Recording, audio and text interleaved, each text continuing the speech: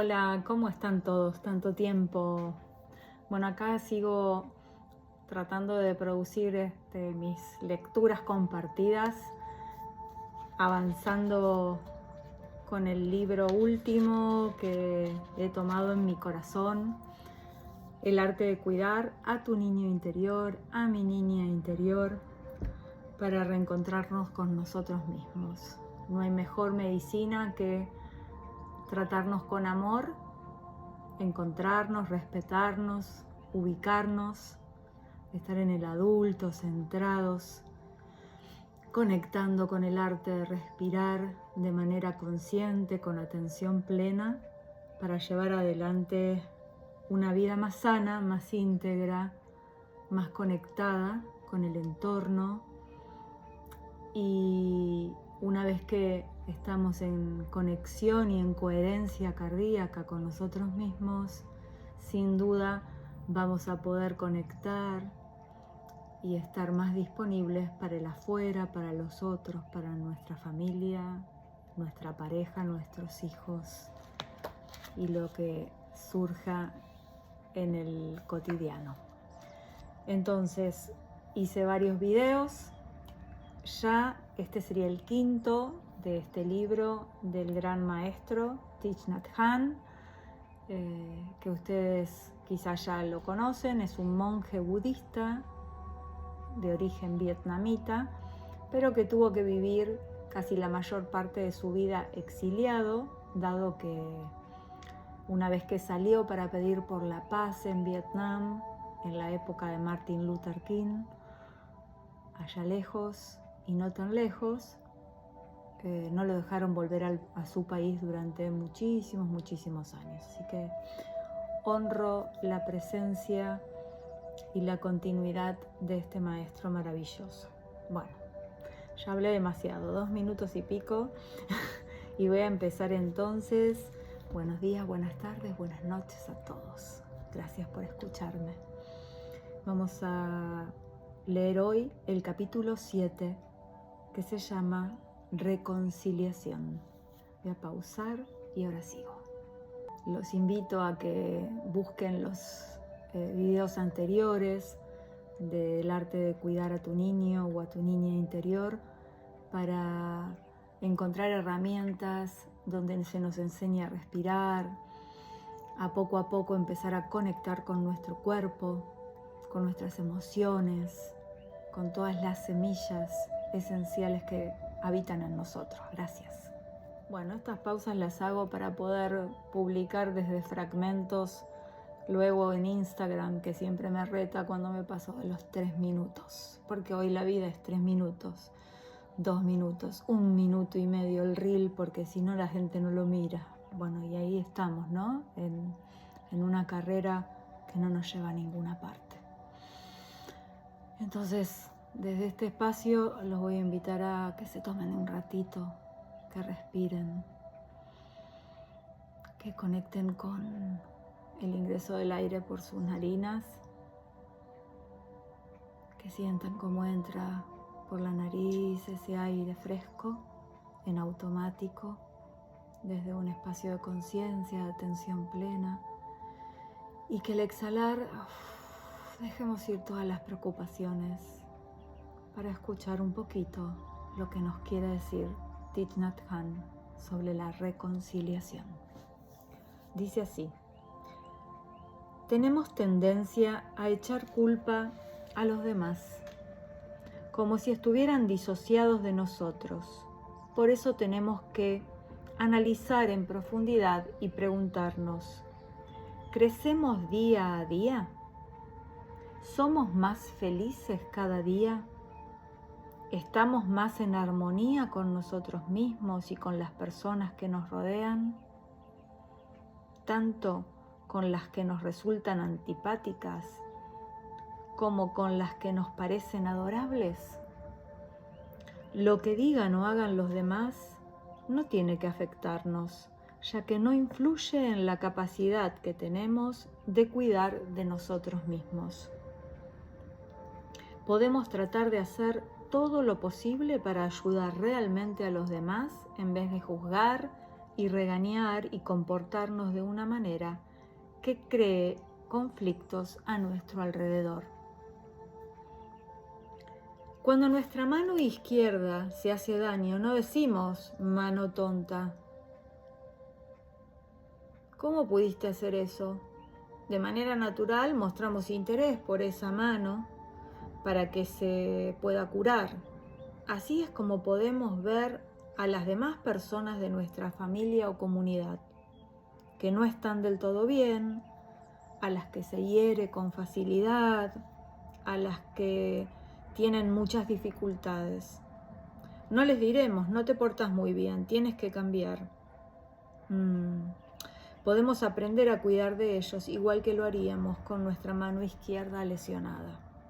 Un tema muy difícil de lograr, de mucha introspección, ciertamente. Cuando nos enfadamos con alguien es porque no somos capaces de ver los numerosos elementos en él que no son él. No vemos a esa persona, no vemos que esa persona está exteriorizando la energía del hábito que se le ha transmitido. Estoy leyendo y estoy pensando en esas personas y seguramente cada uno de ustedes va a poder linkearse con esa persona con la que tienen conflictos de relación, con quien le dicen, che, cambia, sé diferente, tenés que ponerte las pilas para ser distinto, ¿no? Entonces voy a leer este párrafo para estar bien en sintonía con lo que se está leyendo. Cuando nos enfadamos con alguien es porque no somos capaces de ver los numerosos elementos en él que no son él. No vemos que esa persona está exteriorizando la energía del hábito que se le ha transmitido. Cuando observamos en mayor profundidad, podemos aceptar a esa persona con más facilidad. Esto nos sucede también con nosotros mismos. Cuando podemos ver en nosotros todos los elementos que nos han llegado de otras personas, como nuestros padres y nuestros antepasados, y también de nuestro entorno, entonces podemos ver que gran parte de nuestra severidad con nosotros mismos y con los demás procede de otras raíces, de otros elementos. Nos observamos y podemos comprender, ese es mi abuelo juzgando a mi amigo, por ejemplo. Cada interacción que se produce con intención y sin juicio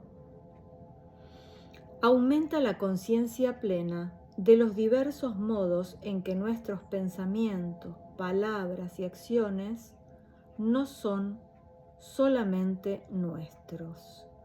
Cada interacción que se produce con intención y sin juicio aumenta la conciencia plena de los diversos modos en que nuestros pensamientos, palabras y acciones no son solamente nuestros. Nuestros antepasados permanecen siempre en nosotros. Una vez lo entendamos, podremos encontrar la manera de solventar las dificultades que tenemos con los demás y restablecer la paz. Percepciones erróneas.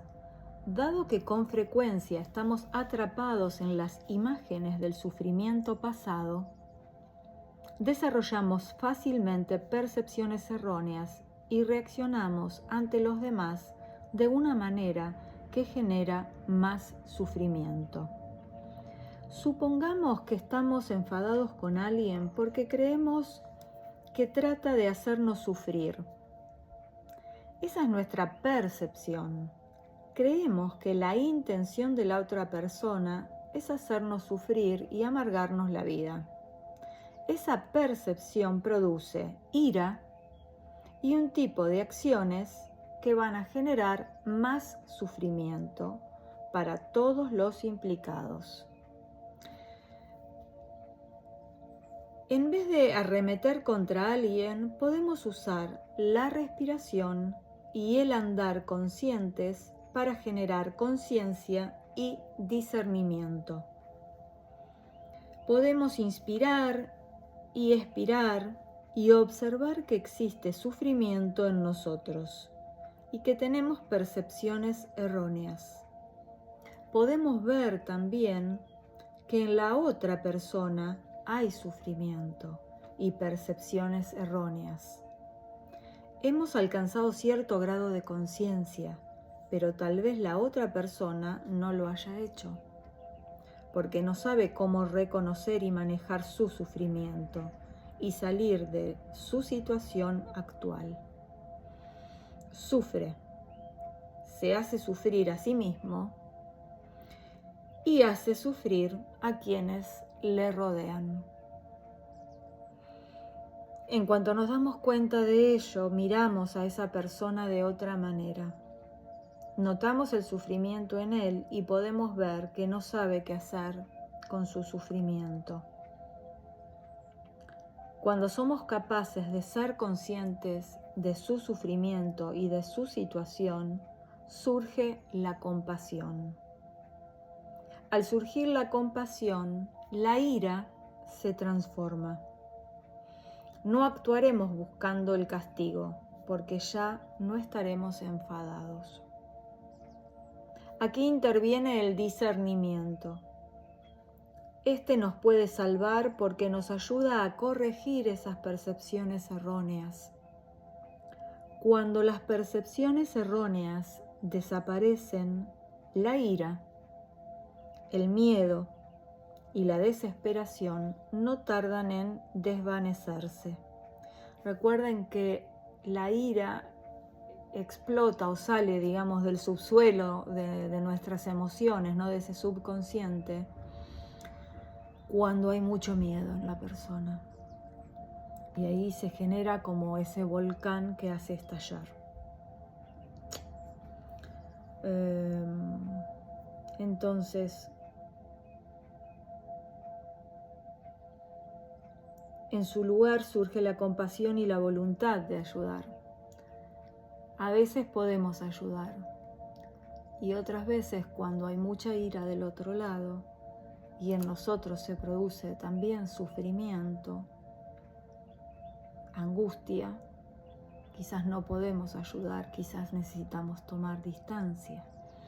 Y ahí entra el proceso personal de cada uno de nosotros de ir a nuestro interior, de aprender a respirar, de aprender a escucharnos y a mirarnos y ver cómo podemos responder frente a esos conflictos o a una persona que está en sufrimiento, miedo, ira, en esa escalada, cómo podemos ponernos en una frecuencia para que tanto nosotros como el otro encuentre el camino de autorregularse, de sentir compasión por sí mismo y de motivarse para el cambio. Bueno, estos son agregados míos. Sigo leyendo. La volición es la base de todas nuestras acciones.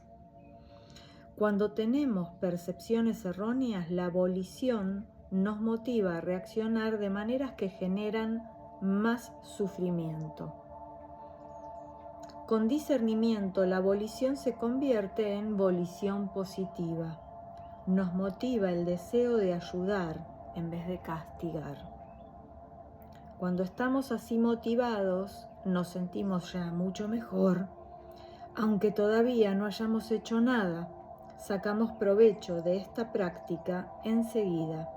La otra persona, aquella que pensábamos que nos causaba sufrimiento, sacará provecho de ello más adelante. Bueno, continuamos con subsanar las relaciones con la familia. Tal vez tuvimos un padre que nos consideraba de su propiedad, como su casa, su dinero o su coche. En tal caso, puede que pensara que podía hacer cualquier cosa con nosotros, por el hecho de ser su hijo, su hija, No pensaba en nosotros como una persona, como un ser humano, con derecho a pensar, actuar y seguir lo que nosotros creíamos que era hermoso, bueno y verdadero. Solo quería que siguiéramos el camino que Él nos había trazado. ¿Por qué algunos padres son así? Hay padres que son diferentes, capaces de tratar a sus hijos con respeto, como seres vivos libres. Si nuestro padre nos trataba mal, tal vez fuera porque se sentía desgraciado. Su educación y su entorno no le enseñaron a sentir o a expresar amor y comprensión. Si le echamos la culpa, si queremos castigarle, sufrirá más. Eso es todo. No podemos ayudarle de ese modo, pero cuando comprendamos que se siente desgraciado, nuestra ira hacia él se disipará. Nuestro Padre se convertirá en alguien que necesita nuestro amor más que nuestro castigo. Por supuesto, tenemos que mantenernos a salvo y no quedarnos a su lado si nos hace daño física o emocionalmente. Entonces, por supuesto, tenemos que quedarnos a salvo y no quedarnos a su lado si nos hace daño física o emocionalmente.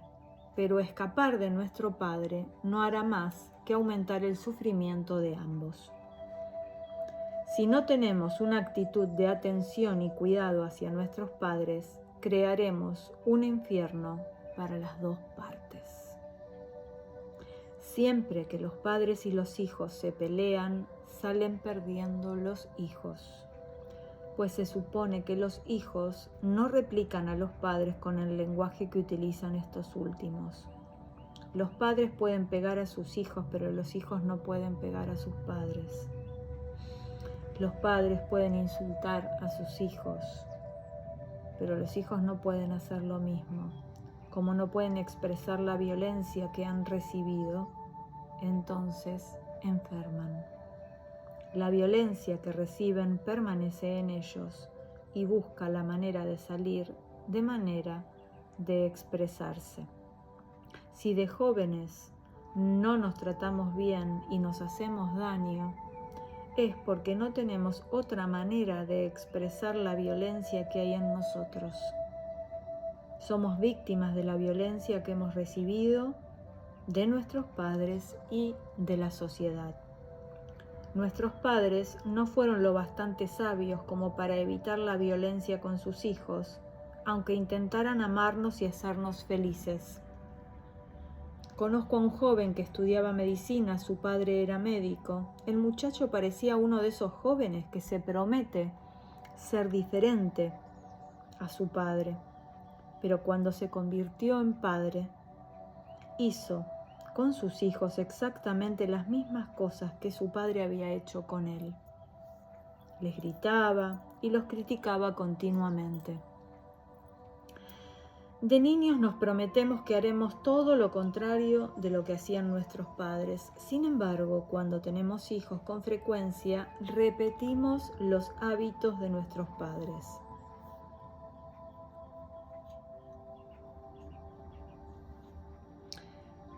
Esta es la rueda del samsara o del samsara, en sánscrito, el ciclo repetitivo de sufrimiento vital de generación en generación. Nuestra práctica se dirige a interrumpir la rueda del samsara, a detener nuestros hábitos e impedir que afecten a la relación con nuestros hijos, con los que vienen después, con los posteriores. Ambas generaciones deben ser conscientes de la violencia que nos destroza y destroza a las personas que amamos. Ambas partes tienen que buscar el camino de la observación profunda, porque ambas generaciones son solo víctimas. Los hijos piensan que son víctimas de los padres y los padres que son víctimas de los hijos. Y seguimos echándonos la culpa unos a otros. No aceptamos el hecho de que la violencia está en ambas partes. En vez de pelearnos entre nosotros, deberíamos unirnos, en tanto que padres e hijos, compañeros, para buscar juntos una salida. Me saltó la publicidad, perdón. Ahí sigue la música. Disculpen.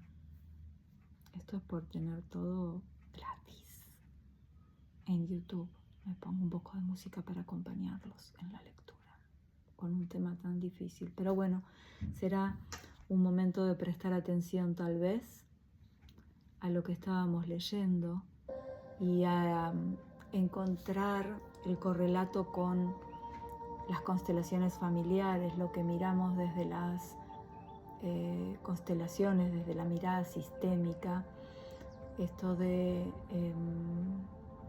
prestar atención al transgeneracional, cómo nos ha afectado lo que vivieron nuestros padres, nuestros anteriores, los abuelos, los bisabuelos, y cómo, sin darnos cuenta, repetimos patrones y conductas que de alguna manera de pequeños las padecimos o las sufrimos o dijimos no, yo no voy a hacer lo mismo, y el inconsciente hace que afloren y repitamos eso.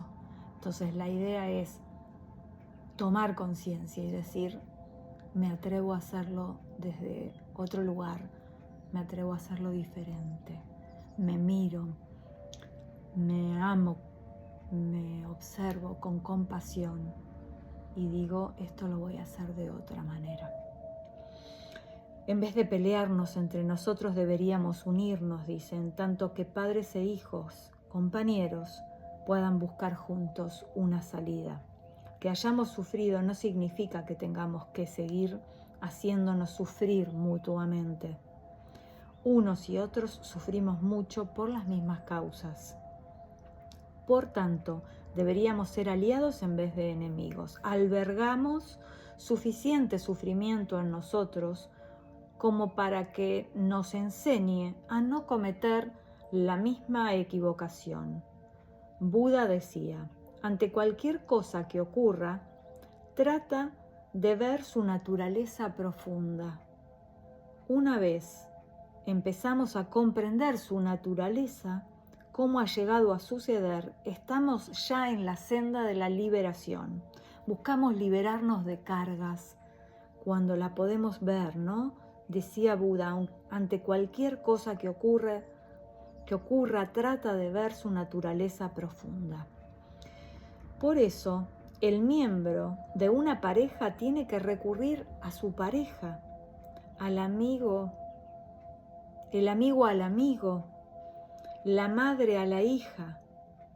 Juntos nos ponemos de acuerdo en el hecho de que ambas partes hemos sufrido, de que ambas partes albergamos violencia, odio y aflicciones en nuestro interior.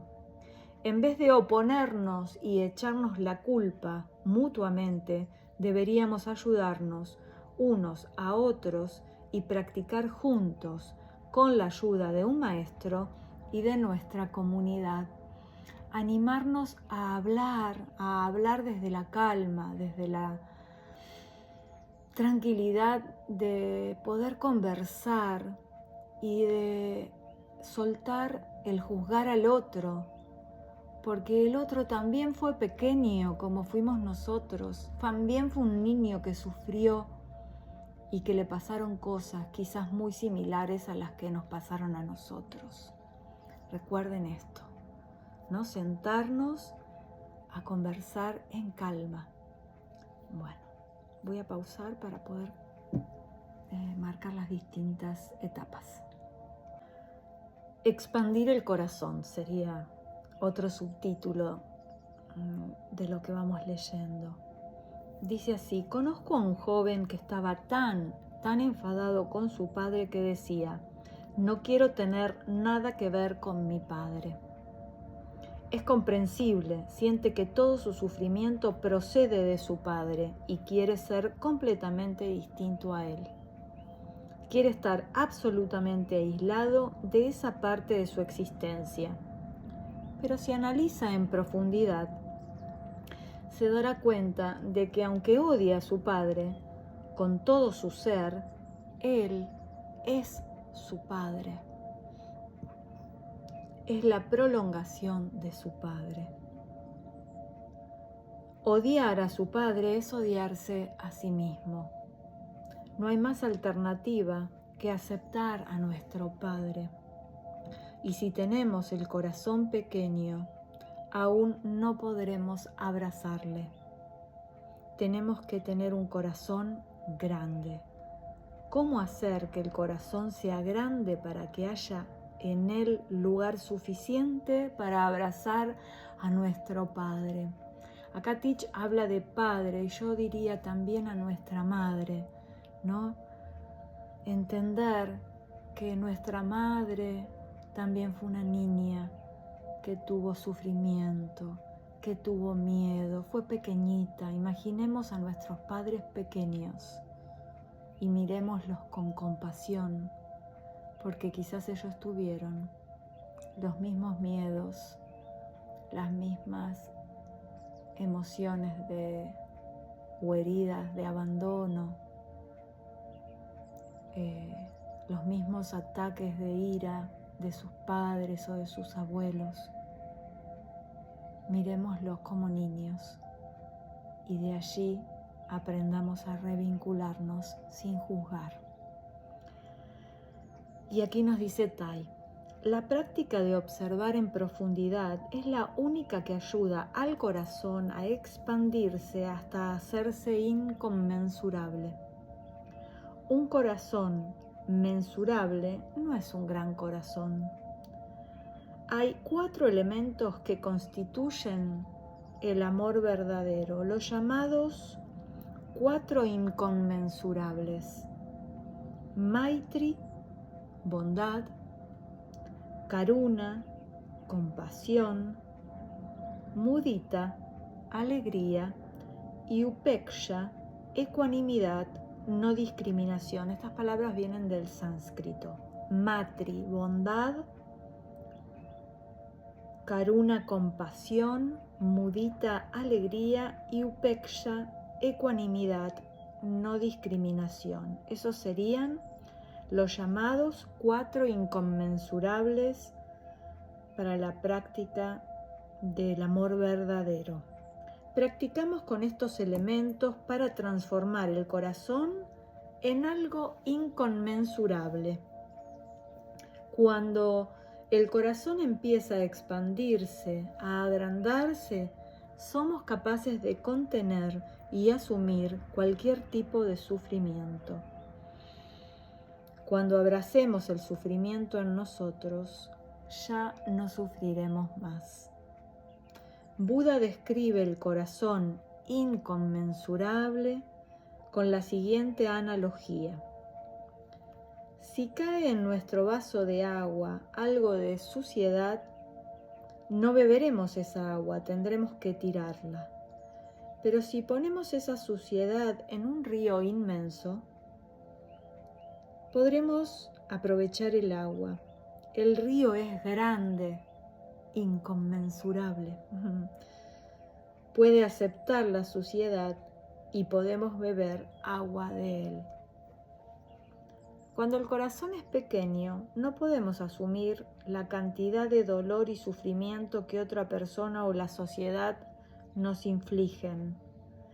Pero si el corazón es grande, podemos abrazar el dolor y no tenemos que sufrir. La práctica de los 4 inconmensurables hace que el corazón sea grande como un río. Y ahora les voy a contar algo mío. De pronto a mí me pasa que cuando siento miedo, tristeza, angustia, me da un dolor en el corazón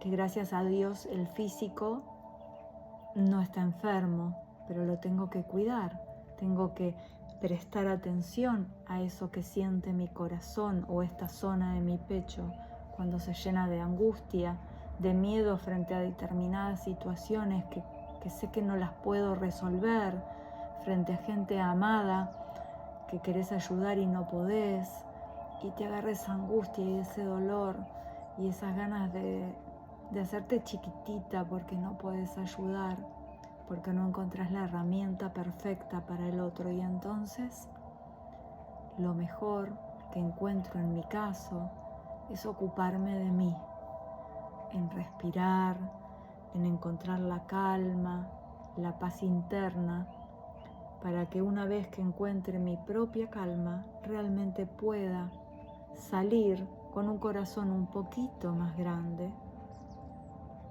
un poquito más armado, tratar de ponerme en disponibilidad para el otro, que quizás necesita algo de mí. Pero si no me puedo ocupar primero de mí, nunca estaré en condiciones de ocuparme del otro. Esta es una opinión personal, una vivencia personal que agrego. Y ahora voy a pausar para cortar este párrafo. Ahora viene la meditación meta. La palabra meta significa bondad. Les quería contar que yo esta meditación la tengo aparte en un video en YouTube, por si la quieren buscar para escucharla de manera independiente. Yo ahora la voy a leer para que quede en el contexto de este libro. También le llaman la meditación del amor, porque bueno, la bondad amorosa es ese amor puro, ¿no? Ese amor del corazón, que no tiene que ver solamente con el amor de pareja, es el amor incondicional, que sería una bendición absoluta que todos lo pudiéramos sentir en algún momento, por todos los seres sintientes que habitan esta tierra. Bien, les comparto la meditación meta o meditación del amor o bondad. Meta significa bondad, como decía, y procede de la palabra mitra, que significa amigo. La meditación meta nos ayuda a hacernos amigos de nosotros mismos y de los demás. Comenzamos con una aspiración, una evocación, una invocación en lo que vamos a ir recitando durante la meditación. Y esa aspiración, esa invocación que hacemos, dice que yo sea capaz de, que yo. Y luego trascendemos el nivel de la aspiración y examinamos en profundidad todas las características positivas y negativas del objeto de nuestra meditación. En este caso, nosotros mismos. La intención de amar no es todavía amor. Observamos en profundidad con todo nuestro ser para comprender. No nos limitamos a repetir las palabras como un verso en automático. No se trata de una autosugestión. Examinamos en profundidad el cuerpo, los sentimientos, las percepciones, las formaciones mentales y la conciencia. Y en solo unas pocas semanas, esa aspiración a amar se convertirá en una intención profunda. El amor entrará en nuestros pensamientos, palabras y acciones y advertiremos que nos hemos vuelto pacíficos, felices y ligeros de cuerpo y espíritu. Tan importante conectar con lo divino, meditar o elevarnos en pensamientos como conectar con nuestro vehículo físico. No podemos hacer nada sin un vehículo físico, sin nuestro cuerpo perfectamente cuidado, alimentado, que hayamos dormido bien, que nos hayamos aseado. Nuestro cuerpo físico es tan importante como cualquier elevación y conexión con lo divino, porque sin este vehículo físico no estaríamos acá. Y hoy tenemos que dar batalla, entre comillas, a nuestra vida acá, a esto que elegimos, a la familia que elegimos, con la cual transitar esta vida que hoy tenemos. Dice así la meditación del amor.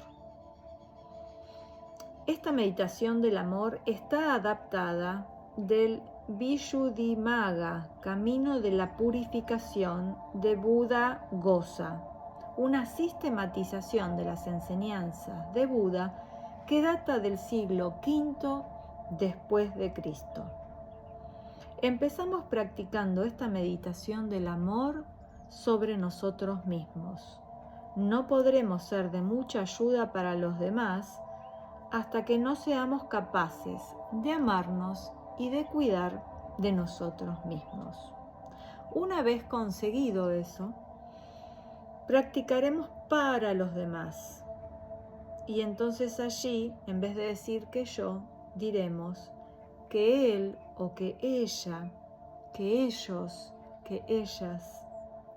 Primero pensando en alguien que nos caiga bien, alguien que amamos o que queremos mucho, y luego en alguien que no nos caiga ni bien ni mal, y luego en alguien al que amamos, dice, yo me adelanté antes con eso, y finalmente en alguien que nos haga sufrir. Y entonces les voy a leer esto ahora, que después lo voy a poner al pie del video para que lo tengan. Y entonces dice así: que yo me sienta pacífico, feliz y ligero en cuerpo y espíritu. Que yo esté a salvo y libre de daño. Que yo esté libre de la ira, las aflicciones, el miedo y la inquietud. Que yo aprenda a observarme a mí mismo con los ojos de la comprensión y del amor. Que yo sea capaz de reconocer y sentir en mí las simientes de la alegría y de la felicidad. Que yo aprenda a identificar y ver en mí el origen de la ira, el deseo y la ignorancia. Que yo sepa alimentar las simientes de la alegría que hay en mí todos los días. Que yo sea capaz de vivir con frescura, firmeza y libertad. Que yo esté libre de apego y aversión, pero no sea indiferente. El amor no es solo la intención de amar, sino que es la capacidad de reducir el dolor y ofrecer paz y felicidad. La práctica del amor aumenta la contención, la capacidad de ser pacientes y de abrazar las dificultades y el dolor. Si tenemos un corazón grande, puede abrazar el dolor sin sufrimiento. Tener contención no significa tratar de reprimir el dolor.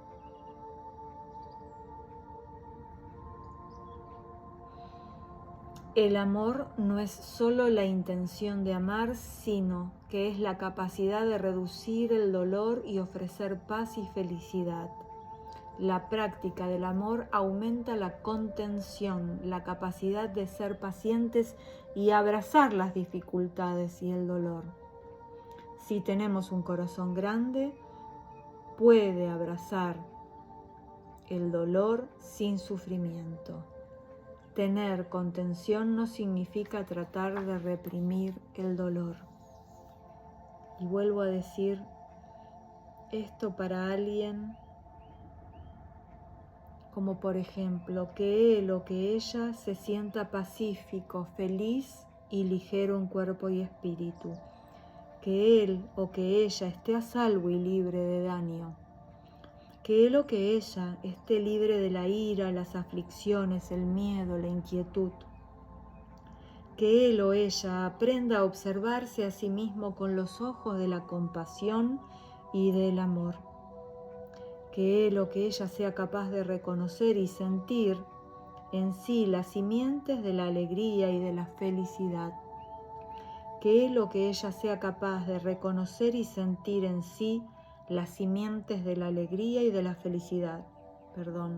Que él o que ella aprenda a identificar y ver en sí mismo el origen de la ira, el deseo y la ignorancia.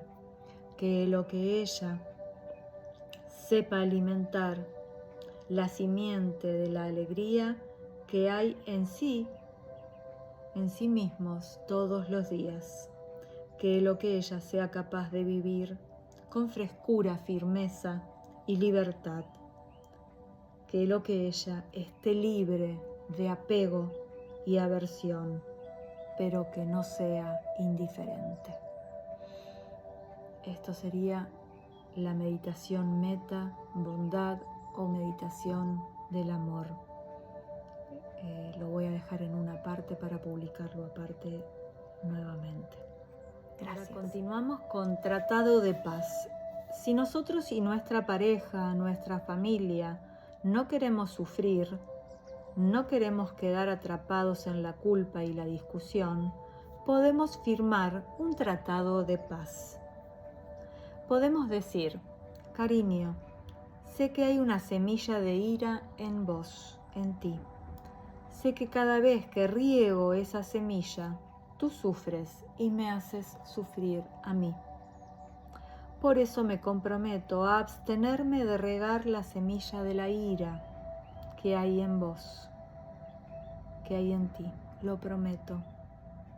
Por supuesto, prometo también no regar la semilla de la ira que hay en mí. Por favor, cariño, trata de comprometerte tú a lo mismo. En tu vida diaria, por favor, no leas, veas ni consumas nada que riegue la semilla de la ira, que es bastante grande. Leo otra vez esto. En tu vida diaria, por favor, no leas, veas ni consumas nada que riegue la semilla de la ira y la violencia que pueda haber en ti. Sabes que tengo en mí una semilla de la ira que es bastante grande. Y cada vez que riegas esa semilla diciendo o haciendo algo, yo sufro y te hago sufrir. Así pues, seamos inteligentes y no reguemos cada uno la semilla de la ira y la violencia que hay en el otro. Esa es una parte del tratado de paz que podemos firmar con nuestro ser querido, con nuestra pareja, nuestro progenitor, nuestro hijo. Es magnífico que podamos tener a otras personas de la familia o de la comunidad como testigos de esta firma. De acuerdo con el tratado de paz, cada vez que surja la ira, no diremos ni haremos nada. Entraremos en nuestro interior y cuidaremos de nuestra ira y practicaremos el examen en profundidad para identificar y conectar con el origen del sufrimiento. El primer discernimiento que consigamos tal vez es que el principal origen de nuestro sufrimiento es la semilla de la ira que hay en nosotros y que la otra persona es solo una causa secundaria. Podemos observar a esa persona y ver que no conoce la práctica ni sabe cómo manejar y cuidar la violencia que hay en su interior. Esa persona ha sufrido muchas veces y se ha convertido en víctima de su propio sufrimiento. Por eso sigue sufriendo y hace sufrir a la gente que está a su alrededor. Por eso sigue sufriendo y hace sufrir a la gente que está a su alrededor. Se ha convertido, dice, en una víctima de su propio sufrimiento. Eso es lógico. Necesita ayuda más que castigo. Ese puede ser el segundo discernimiento que tengamos. Podemos ir más allá. Si esa persona necesita ayuda, ¿quién la ayudará? Nos damos cuenta de que somos la persona que mejor la comprende y tenemos el deber de conectar con nuestro interior y ayudarla. Cuando nace en nosotros el deseo de ayudarla, sabemos que la ira se ha transformado en compasión. Ya no sufrimos más. Estamos motivados por el amor, por la compasión de conectar con nuestro interior y ayudar. Conozco a mucha gente joven que ha practicado en Plant Village, que es el lugar donde se practica todas estas enseñanzas de Teach, y que ha reconectado con su interior para ayudar a sus padres. Ya no odian a sus padres. Y aquí voy a hacer una salvedad desde la enseñanza de Bert Hellinger y las constelaciones familiares. Hay que ser muy conscientes de lo que Bert Hellinger llamó los órdenes de la ayuda. Hasta dónde podemos ayudar, hasta dónde el otro que está sufriendo quiere ser ayudado. Entonces allí hay que encontrar un equilibrio claro y profundo desde un centramiento donde la ayuda sea válida y sirva, porque si damos de más tampoco ayudamos al otro. Y si sentimos que no podemos ser los que ayudamos, hay que buscar ayuda afuera, con alguien que sepa. Continuamos con escribir una carta. Conocí a un joven que sentía mucha ira hacia su madre. Yo había pedido a todos los asistentes al retiro del que él formaba parte que escribieran las cualidades positivas de sus padres. El joven se dijo a sí mismo: bueno, escribir las cualidades de mi padre es fácil, pero en cuanto a mi madre, no creo que haya mucho que pueda escribir. Sin embargo, al empezar a escribir, se sorprendió cuando una tras otra fue enumerando las cualidades positivas de su madre. No tuvo suficiente con una página, dio la vuelta a la hoja y siguió escribiendo. Durante ese tiempo practicó la observación en profundidad y comprendió que su madre tenía muchas cualidades positivas. Estaba enfadado con ella por una sola cosa, y esa ira había tapado todo lo demás. Al final del ejercicio había redescubierto a su madre como a una persona maravillosa. Y como parte siguiente del ejercicio, se sentó a escribirle una carta llena de cariño. Y en la carta decía: madre, me siento muy feliz y orgulloso de tener una madre como vos. Y mencionaba todas las buenas cualidades que había recibido de ella. Una semana más tarde recibí una llamada telefónica de su esposa en Estados Unidos que le dijo: tu madre se puso muy feliz cuando leyó tu carta. Dijo que había redescubierto a su maravilloso hijo. Y dijo que si su propia madre hubiera estado viva todavía, le habría gustado escribirle una carta como esa. Después de esa conversación con su esposa, el joven se sentó para escribir otra carta a su madre. Madre, si observas en profundidad verás que mi abuela está todavía viva en ti, en cada célula de tu cuerpo, y estoy seguro de que si te sientas y le escribes una carta, mi abuela podrá leerla también. No es demasiado tarde.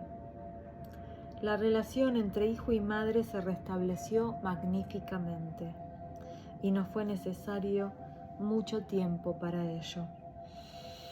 Según el Tratado de Paz, si no hemos sido capaces de transformar nuestra ira después de practicar el abrazo y la observación en profundidad,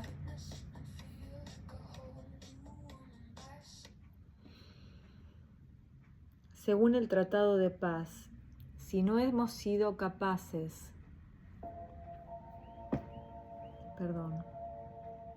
de transformar nuestra ira después de practicar el abrazo